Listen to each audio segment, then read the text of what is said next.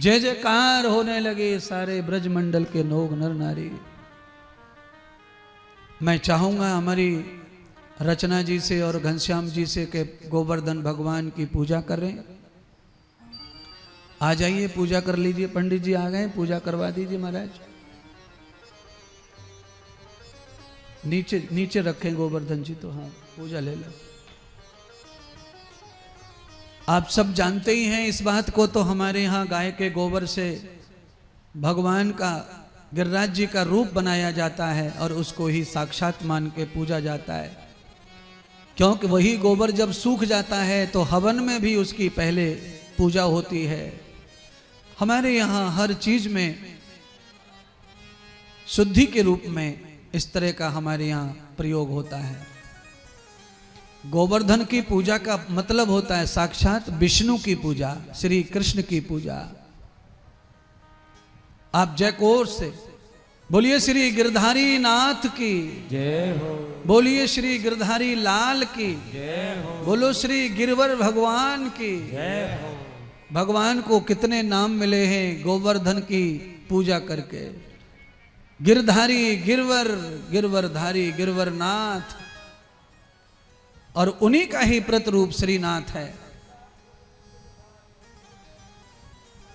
आप सब लोग वहीं से जुड़ जाओ, मन से इसी पूजा में शामिल हो जाइए, क्योंकि सारा विषय तो दिल का ही है। कड़ी से कड़ी लगा के हृदय से सारे पांडाल की ओर से, टीवी पर जो लोग बैठे उनकी ओर से भी हमारे मुख्य यजमान पूजा कर रहे हैं। सबके नाम की पूजा गिरिराज जी की। आप जहां भी बैठे हैं गिरिराज जी की पूजा के रूप में संकल्प ले लो कि आज से हम गोवर्धन महाराज की पूजा करें, मतलब गाय की सेवा करें। जो गौ सेवा करता है उसे श्री गिरिराज जी की पूजा का ही फल प्राप्त होता रहता है। तो आप सब लोग थोड़ा थोड़ा गौ सेवा, गौ रक्षण, गौ दर्शन, गौ दान जरूर निकालते रहो, जरूर सेवा ये करते रहो। आप सबको ये परम लाभ प्राप्त होगा।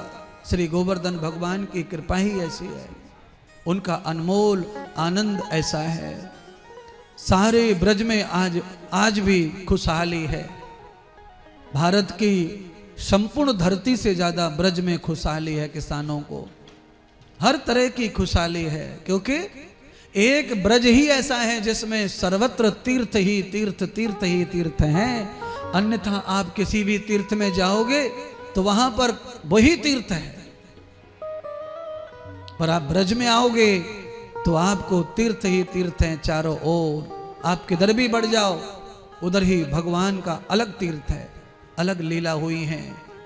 ब्रज की धरती पर ब्रज के जीव की रक्षा करने वाला कोई प्राणी होता है, उसे भगवान विष्णु सम्मान प्रतिष्ठा संसार में दिलाते हैं और उसकी पूजा करवा देते हैं।